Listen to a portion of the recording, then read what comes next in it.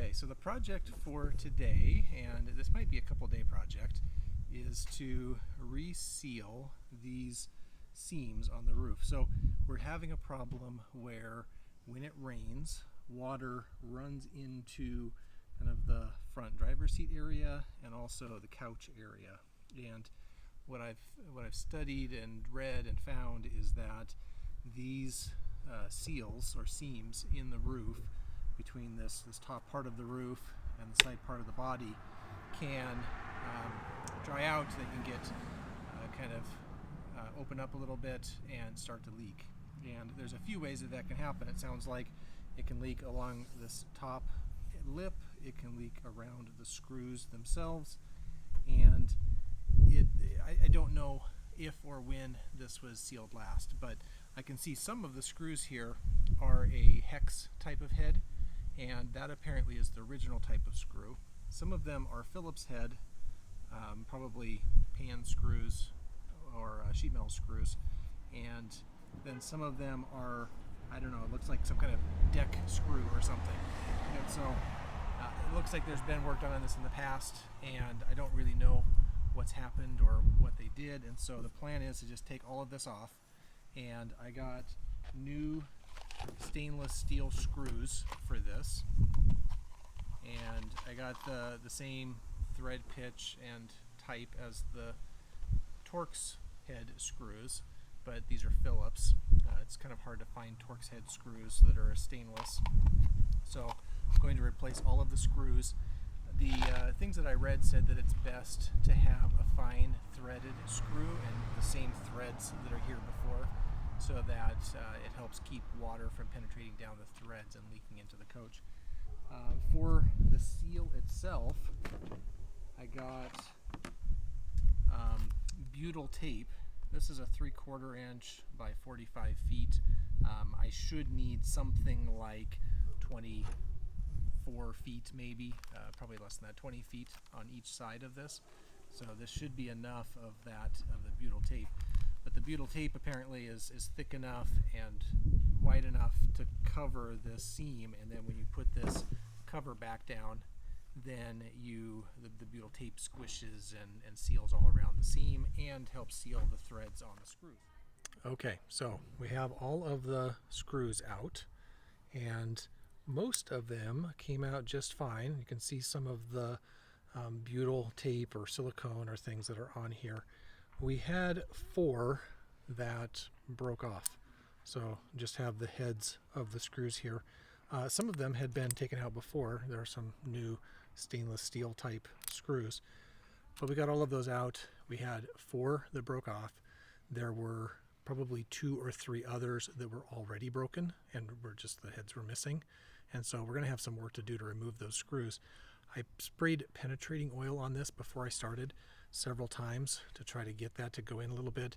I don't think it worked very well because of the butyl tape, and so what I'm hoping is as I take off this rail, I'll expose a little bit more of the broken screws and hopefully be able to clean off some of the butyl tape or silicone that's underneath there and put some more penetrating oil on it and try to get out what's left of the screw. I probably will end up having to drill and tap some of those holes, but we'll deal with that when we get to it. For now, I've started pulling off the gutter, and there's a little cap here which I have not taken off yet. I've been working on the gutter, and I started out with a plastic putty knife. It just wasn't strong enough. There was just too much holding this down, so I'm using a pretty hard, inflexible type of putty knife. I have another putty knife that is really stiff. It doesn't flex at all, so a little bit of flex on this one, no flex on this one.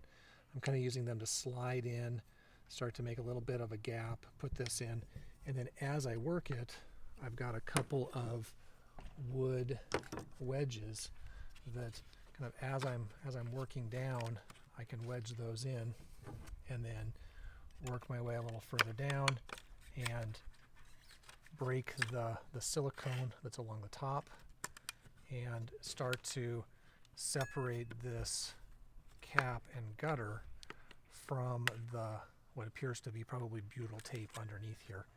And then as I do that, I can move the wedge down and keep going, and it seems to help sometimes to kind of lift up on the bottom and slide in. I can feel a little bit of flexibility still there from the butyl, and I'll just keep working my way down as I go, and I've got about another 20 feet to go.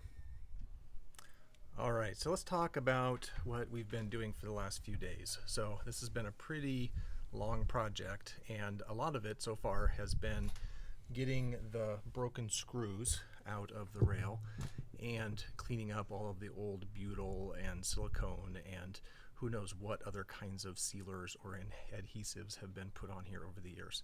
So for the screw removal, as I removed the screws from the rails, I did a few things. I put penetrating oil on it several times in advance. As I went to remove the screws, I tapped on them with a hammer to try to break loose any corrosion and rust. And then as I started to turn them, I tried to tighten a little bit and then loosen, tighten, loosen, go back and forth to try not to break the screws. There are a total of 54 screws altogether on the roof rails and the end caps. So there's 25 screws on each of the side rails and then one on each of the end caps. So we've got a total of 27 screws on each side. On the first side, we had 5 screws that broke as I was trying to remove them. 4 of them I broke, one of them it was missing, and as we cleaned off all of the sealant and everything, we found that there was an old broken screw in there. So somebody else had broken it and decided just to shoot some silicone in there. On the second one, I had 3 screws break, and then there was one other that was already broken. And so I spent quite a bit of time trying to figure out how to remove the screws. And the first thing I did, which worked best, and this would be the best thing to do if you have a chance, is remove as much of the butyl and silicone and everything as I could from that broken stud, soak it down with some more penetrating oil, let that soak in, tap it, and then get on it with a pair of vice grips and just slowly work it back and forth until you can screw it out.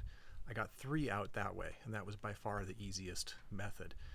The second and third and fourth methods were much more time consuming and frustrating. And so the next step, after I couldn't get it out with the vice grips, and some of them broke off too short, so I couldn't get a good grip with the vice grips.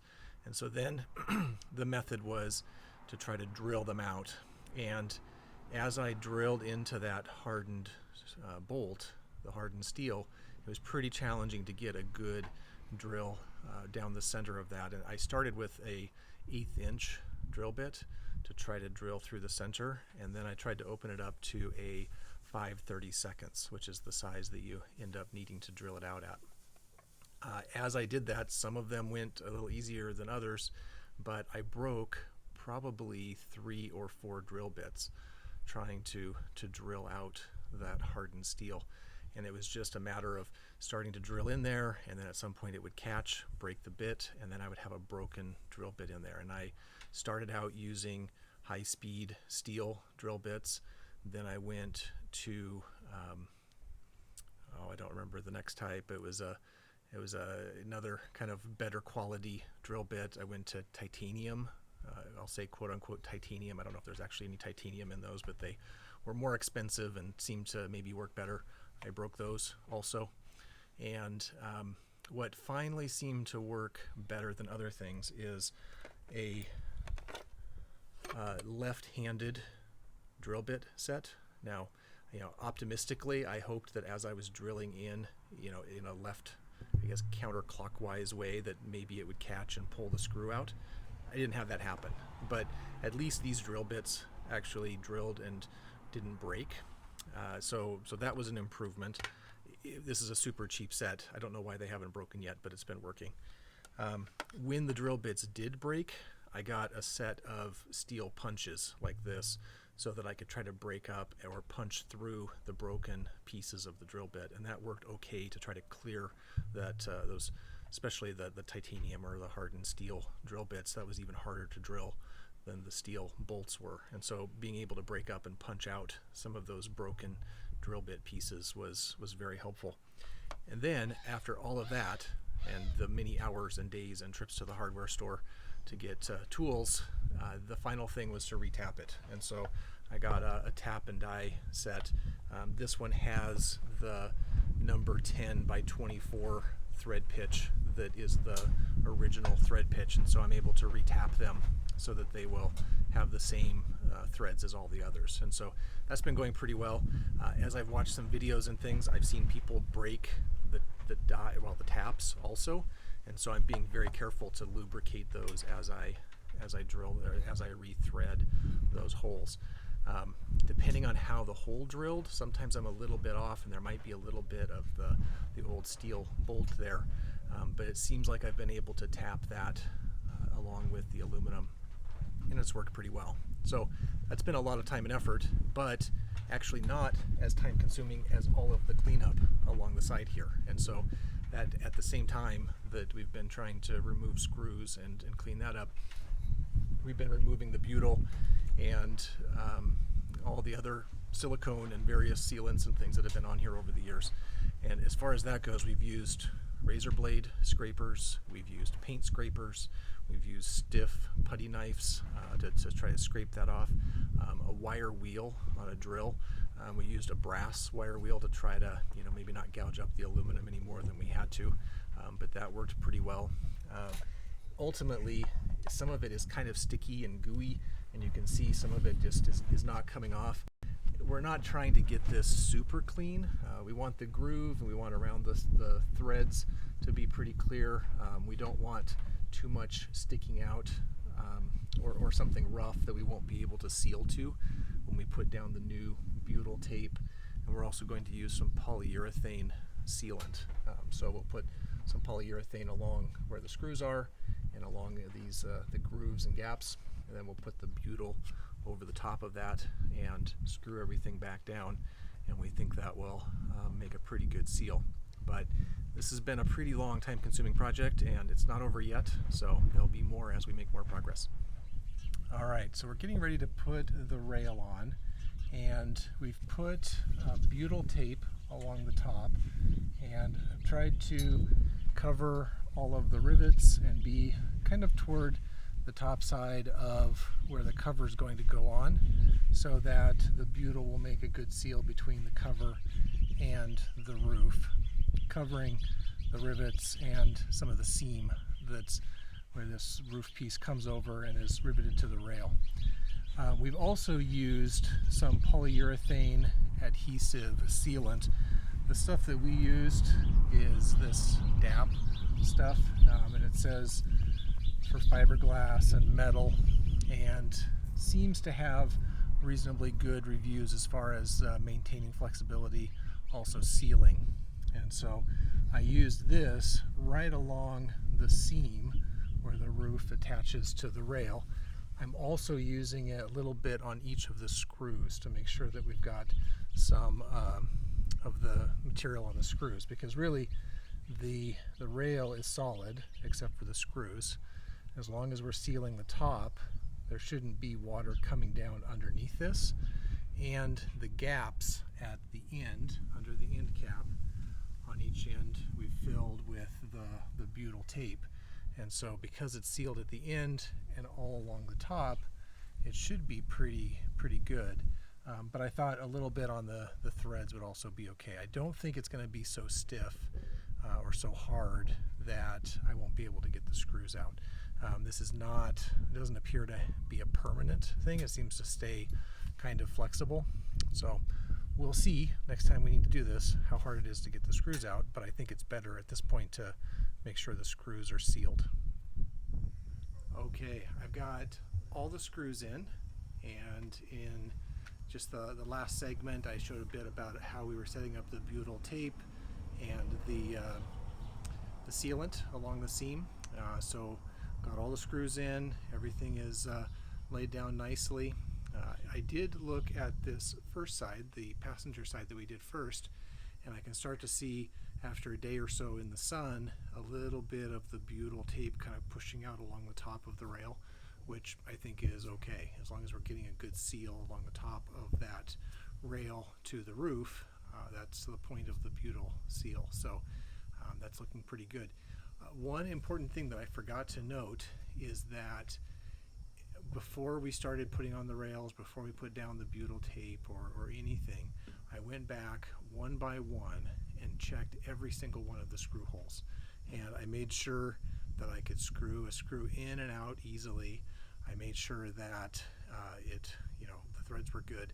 In a couple of cases where I had ones that had broken off and maybe I had a bit of a drill bit or something in the very bottom of the hole, I went with slightly shorter screws in those holes, and I marked those so that later when I went back to put on the rail, I would know if I needed to use a shorter screw. In one case, the threads were totally stripped out, and so I needed to drill it out and tap it to a little bit bigger size screw, and so I marked that one also. But I went through every single one of the holes, made sure it was clean, made sure it was clear of any silicone or gunk that might have got in there as we were cleaning things up, and checked the threads. And I think that made a huge difference as I was putting in the screws through the rails, because if I'd had any problems with threads or something not screwing well or not tightening down all the way, it would have been a much bigger problem to try to fix after I had the butyl and the sealant and everything going on. So I think that was a really good thing to do just as a part of the prep before you put it back together. But overall, we've got both sides on, we've got all of the screws in, the seal looks good, and so we're going to call this project done until we get a rainstorm and we see how it holds up.